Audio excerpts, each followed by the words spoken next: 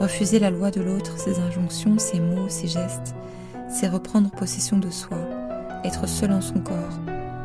Nous avons tous une pièce vide en nous, que nous évitons, dont nous nous détournons à tout moment. Savons-nous combien de temps nous perdons à dilapider l'énergie qu'il nous faudrait employer à ce juste usage de nous-mêmes ? Le yoga apprend en partie à reconnaître cela en soi, que nous aurions bien voulu l'être. Accepter sa part de crédulité, c'est admettre sa...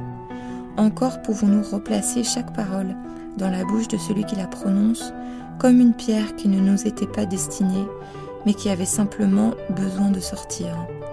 De même, elle est en même temps dotée d'une sorte de double peau, de réversibilité intérieure, par laquelle le sujet est aussi capable de transpossibilité, c'est-à-dire d'appropriation et de transformation des informations.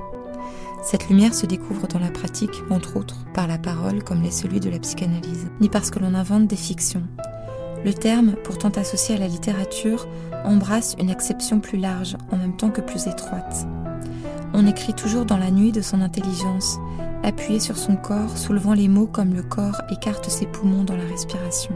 Idéal, selon le calcul qu'il est possible de faire, révèle combien de fois il est envisageable de nous faire dévier de notre trajectoire, douter de nos objectifs, perdre en chemin.